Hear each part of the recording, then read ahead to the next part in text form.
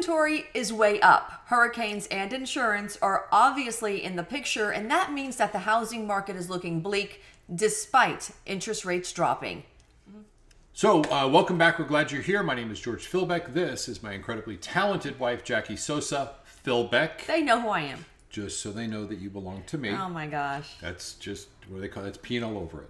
Oh Anyway, my gosh. let's jump right into it. There's an article I want to start with. Here's what it says. For sale signs soar in Florida due to hurricanes, floods, and insurance. So here's the thing. We'll cover all of this, but we've got lower interest rates. Yep. A little bit lower. A little bit lower, which is great news. We're excited about that. The basis points are actually talking about doing another reduction November 6th, the day after the election, I believe it is. But we've got a challenge. There's a market issue out here. We're going to cover what's for buyers, what's for sellers, the outlook for each different section in just a bit. There's a part of this article, though, that I want to cover. I'm going to read it in just a second, but basically, what are they talking about here? They're talking about, Florida's a peninsula, as you know, and that's a big draw here, right? A lot of people want to move to Florida. It's a great weather year round, but with that comes hurricanes. And when you have hurricanes, you have flooding issues, and then you have your cost of everything just going up. And unfortunately, that's driving people out of our state. And with a hurricane just coming through and another one that's brewing in the basin, it becomes even more topical. Now, there's a particular part that I want to read for you that I thought was kind of relevant. About half the homes listed for sale in Tampa experience price reductions as of September 9th. Now, that's the third highest share of all U.S. major metropolitan areas. So when we look at the state of Florida, we also look at our metro areas. When we're talking about Florida, we're in the Orlando Kissimmee area. The Tampa is a metro area. Miami is a metro area. Third highest. Crazy. And half the homes now have a price reduction. In the U.S. So, if we were to look at the silver lining of it, invest in Tampa. But you're getting a deal out there, right? That's the truth. But it's really shocking to see that number 3 in the entire country. So for sellers out there, we're going to tell you what you need to do to get ahead of the market. For buyers as well, we're going to cover what you can do to get an unfair advantage in this. Let's move on.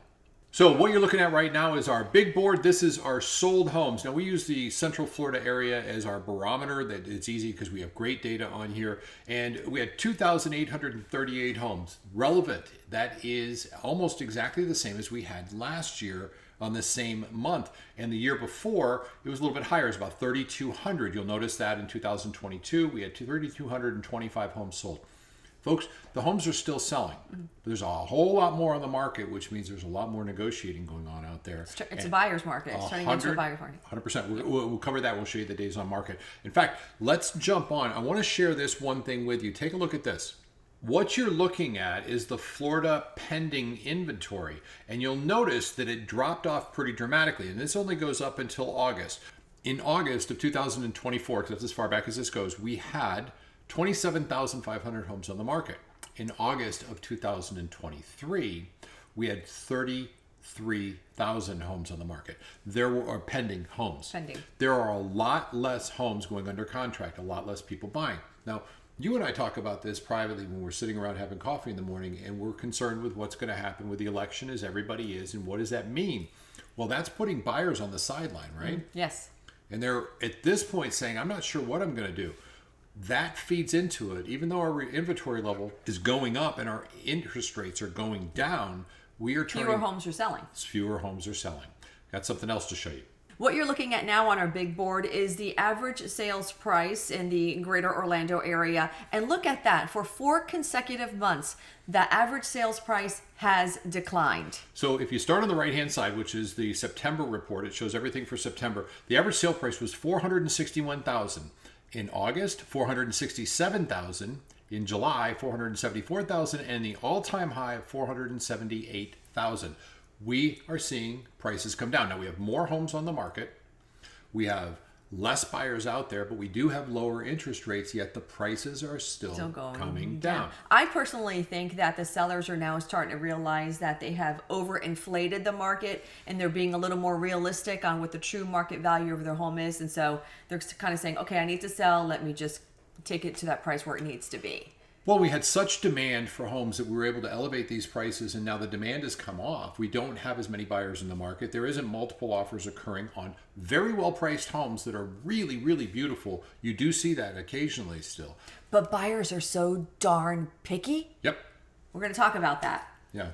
Bottom line is, Because it's a buyer's market, you're not going to get the same price you could get, well, even 4 months ago. We were at the absolute height of the market. And I think there's more depreciation in value coming shortly. We'll cover that in the seller's outlook. Let's move on. This is an article from Bazinga. Buyers hold most of the bargaining chips. Top 10 cities where homes are selling below asking price. Now, yes, we're going to definitely show you those top 10 cities, and you'll be amazed because a lot of them are in Florida and you'll recognize them. But I want to read you a couple of the things from this article before we get to it. Let's go back to the article. We talked about it. Buyer attitudes have shifted. They no longer are willing to buy a house sight unseen without an inspection or without an appraisal because it's cheap to borrow money. On the contrary, buyers are now more demanding and particular in what they're willing to accept. It also says the pandemic era glut of supply combined with higher mortgage rates has flipped the script. Buyers in markets like Cape Coral, Sarasota, and Miami are now routinely negotiating prices well below the asking level, 8, 7.5, and 6.7% on average, respectively. That's huge. That is. And we've got the list. We're going to share that with you in just a second. It's in the article, which we're also going to put in the description below for you. Wow. Well, let's show them. 6 of the 10 cities. Let's do the reveal. Are in Florida. Look. All right, I'll go through this pretty quickly. Cape Coral, 8% below asking. Sarasota, 7.5%. Then New Orleans, Miami, 6.7%. Austin, Texas, 5.3%. Tampa, as we spoke of, 4.9%. Jacksonville, 4.8% below asking price. Baton Rouge, Louisiana, again, that's 2 for Louisiana. We're currently at 5 for Florida. And to round off Florida with 6, we'll go to Orlando at 4.1% below asking, finishing with Nashville. If you're enjoying this video, it would mean the world to George and I if you could hit the like, subscribe, and notifications button. Holy crap. Okay, 6 of the 10 the 10 metro areas that are the highest drop in asking price to sale price ratio are in Florida. Well, we talked about it at the beginning. We're being forced out. So here's the thing that pops into my mind. Watching the hurricane, watching what it did in North Carolina, we pray for you, all of it. Yes. North Carolina, Tennessee, everything. FEMA, do your job. Sorry, that's as political as I'll get. People are freaked out in Florida about another hurricane, about what's going to happen to our insurance and everything else. And this is the asking price adjustment or the sale price adjustment. This is kind of a big deal. Let's jump over to the days on market because that's pretty telling too. So for that, we're going to go right back to the big board. Back on our big board now, concentrating on days on market. Look at that jump from 46 days on the market to now 53 days. Getting close to 2 months on the market before your home goes pending. And this is just homes that have sold, not our shadow inventory of homes that are sitting on the market and haven't received a contract.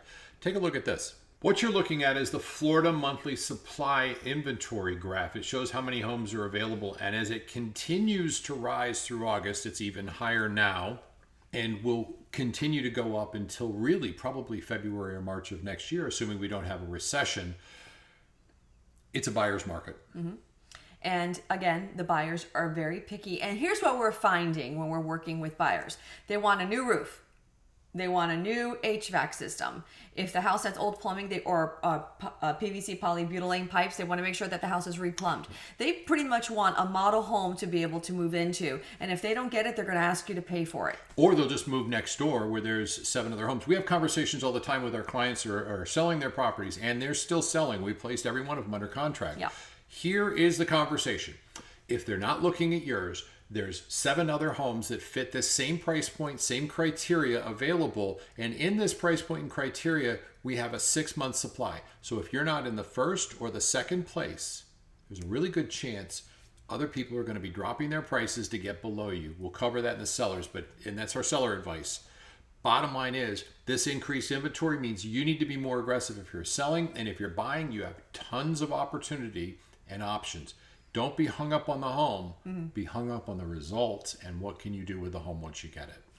Now let's bring some good news into the picture, and that's the interest rates. So take a look. We're currently at 6.2%, and with the next rate cut expected, that's also good news, and we're probably going to have it below 6%, Fingers crossed by the end of the year. That'll bring more buyers into the market, which will help balance the market out. And here's how this works. The interest rates aren't tied to the Fed's rate. They're tied to the bond rates. So when we had our interest rates lower, the Fed lowered the interest rates by 0.5 basis points, which is a huge lowering.